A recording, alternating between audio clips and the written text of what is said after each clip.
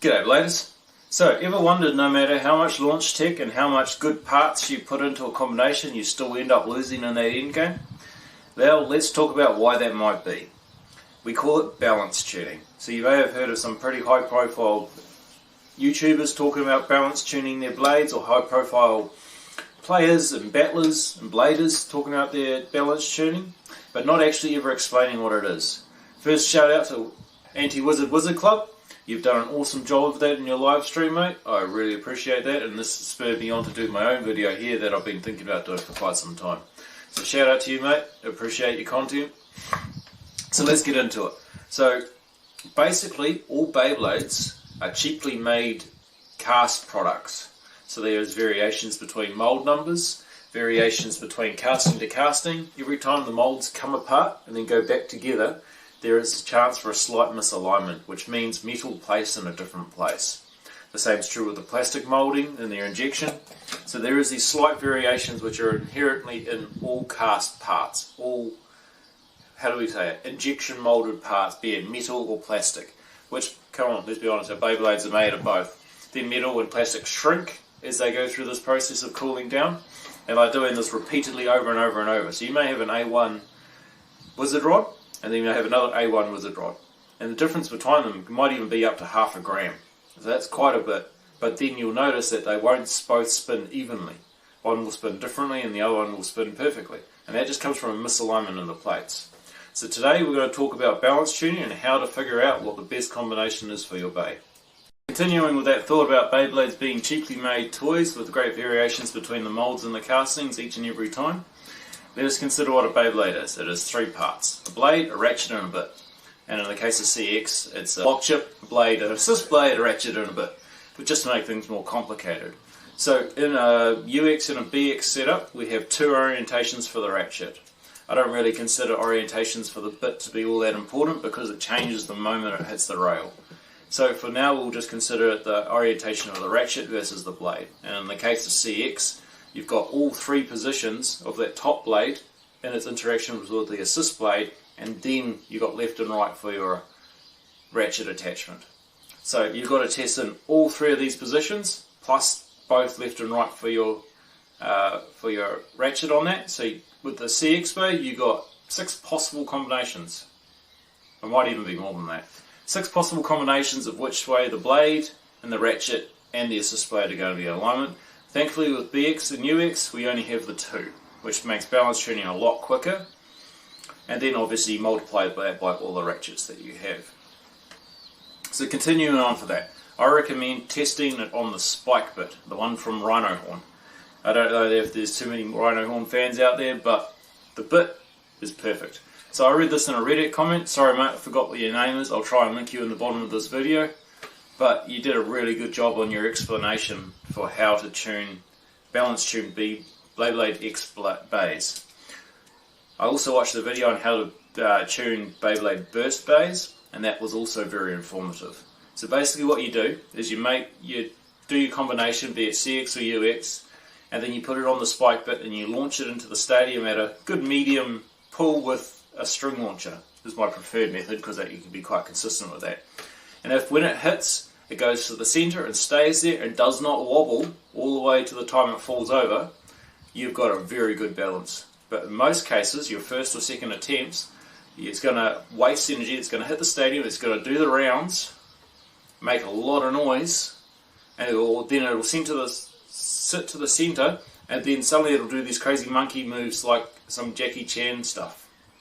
And then it'll settle again. Those are both very bad for stamina. If you want an attack setup, yeah sure, the more unbalanced the better. But I personally run balanced attacks. So I have my Beys tuned for stamina, then on an attack bit. And that works well, because when you get to the end game and you're shark versus shark, and you both run out of your hard hits, you want to get that last little spin to outspin your opponent. And that's with the balance tuning, you'll get that. And cut to the stadium. Here we've got 3 wizard rods, all on 160. As is the most common thing, so we thought we'd start there. So we'll move those 2 from the stadium and give this one a rip to show you what I mean by balance tuning. So you'll notice it's on the spike from the Rhino Horn. So let's get it going. You see immediately it starts off with making a lot of noise and rotating around the stadium. And then you see the crazy monkey wobble there. Both of those are very bad signs for it being actually balanced, and the more it does it, the more energy and stamina it is wasting. So noise, wobble and aggressive attack patterns, they are all very good signs that a Beyblade is out of balance, be it from the casting level or the ratchet orientation. So we've seen enough already to know that this is not a good combination, so we'll take it apart, turn the ratchet around and see if we can get an improvement. So this can be quite a time consuming process, and I'll show you how to do it faster a bit later.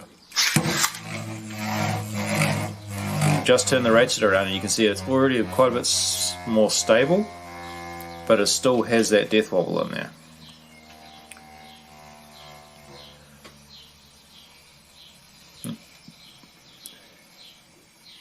See, it's a lot more stable there. So we're going to stop it. We've seen enough of what we need to see for the moment. So we'll try out another wizard rod and see what we can see there. This is one of my better ones, so I expect it to be quite stable. As you see, it's quite stable, even though I think the ratchet's even on the wrong side already.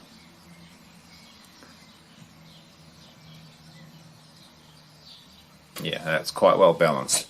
But for the sake of curiosity, we'll turn around and see what we got.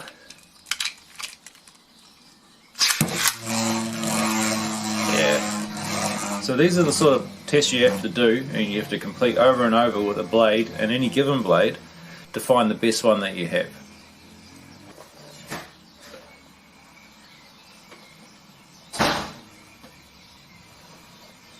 So that's pretty good. That one's pretty good. Let's try out that wizard rod. We know that it's good, and I'll show you how that one performs, and we'll watch it right to the end of its spin. Because it starts straight off, it's pretty quiet, does a little bit of rotation around. You expect a slight little bit of vibration from a 160 on a thing, but we use it for pocket jumping, so that's no big major. So I've got these other ratchets I want to give a test while we're waiting for that thing to spin down. So we've got 060, we've got 360, 760 and 660.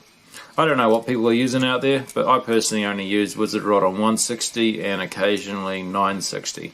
I'm not actually a huge rod player, I prefer CX, but for the sake of this video, here we go. So we're just going to watch this wizard rod spin right down. So what we're really looking for at the end of a spin, if it doesn't have those other characteristics present, like the crazy monkey or the wasted energy or the loud noising, we're watching for how it spins. Does it spin right down to the very end and just fall over with no stamina, or what? So we'll just give it a minute. This is a wizard rod after all on a spike bit. You'll see it twitch a little bit here and there, but that's okay.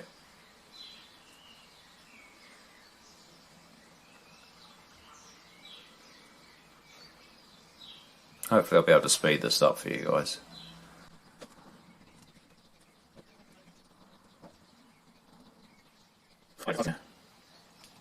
Yeah, there we go, for a final level. You see how it just used all its energy right to the end and just fell over. So let's give some of these other ratchets a try. Speaking of orientation, when it's not a 160, which is so obvious which way it's pointing, I generally tend to look inside to where the lock mechanism is, and I use that as my indicator. I'm aware that there is very few places you can actually mark a blade, according to TT rules, about how you can mark it and where you can mark it. So we're not going to argue about that. Look it up for yourself. If you want to put pen marks on your blades, all good. Just make sure it's legal. So we're going to start with the upward orientation with this blade. I actually don't know how this works, so we'll give it a go. Give it a rip and see what happens.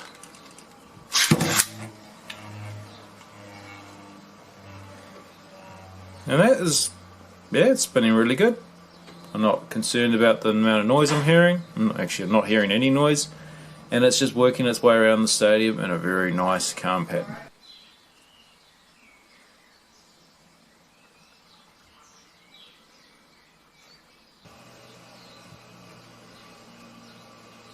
Yep, that looks good to me. We'll see if it's any different if we turn it around. We might have just lucked out and got the best orientation right off the bat.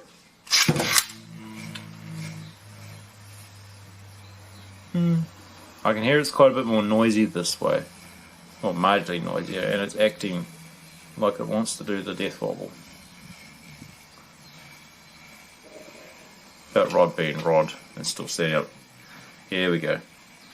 So yeah, it does depend which way you got the thing orientated. It does make an effect. I can hear it as wasting noise, or wasting energy through noise.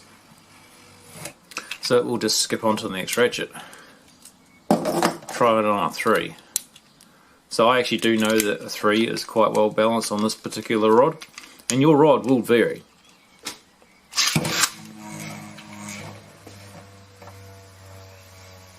Yeah, I can hear it's making the same sort of noises as the 6 did. Not bad, but still not quite perfect. So as you can see, this is quite a time-consuming process, and hopefully this video is not going to be too long for you guys. Yeah, that's spinning beautifully. That sound is dead silent. And I'd say that's a good combination to try. Like watching it right down to the death spin. Try it on once. Oh, 760, eh? Just for the sake of the video anyway. That's good and heavy, good and stable. Probably working quite a lot like the 160 does, and the distribution off to the good side. You see it is making a circular rotation, which does mean it is using some energy up to keep moving, but all in all, probably a good combination for this particular rod.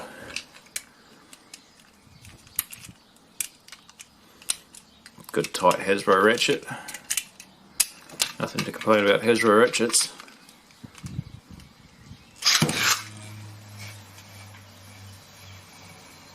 Yeah, much like the 660 and the 360, makes a bit more noise, which means it's just scraping that spike bit around, and you'll see it manifest more in the later game. All in all, I do recommend 160 and 360 for balance, personally, but yeah, for the sake of argument, this is us testing. So you do multiple. So if you're serious about testing like this, you would take multiple opportunities and multiple times to spin at it, and you'll probably come up with some good results, don't get me wrong. But as you can see, it's quite time consuming. So I have developed a faster way of doing these things, which I'll show you shortly. Yeah, again, much like the other ratchets, noisy one way, perfectly fine. So as promised, that faster way of tuning your bays. I have developed this tool called the Bey Diagnostic tool. It's simply a shaft on some bearings with a grip, and you would hold it like that. That way you can see the shaft vibrating when the Beyblade is out of balance. So you got your ratchet on there with its bit in its orientation, you give it a spin, and as you can feel and see, the blade is wobbly and the shaft is wobbling. You do that a couple of times and you get a good feel for how badly it's spinning. Then you take it off, you'd rotate the ratchet, chuck it back on, make sure it's in good position, give it a spin. You can already feel that that is better. And you do the same test amongst all of the wizard rod blades that you have and their various ratchets. And even like the likes of these 360s, 760s, 660s or 060s. You do the same test until you're completely happy with how the bait would spin, how it feels, and then you'd put it on the spike bit, saving yourself hours. That is quite... yeah, it's amazing how much time it saves. The Bey Diagnostic tool. I will be selling these come the new year, so I'll link my shop below. And basically that's it. That's all I've got to say to tell you guys about how to balance tune. Look for more information in my coming videos, where I'll dive into the use of this quite a lot more.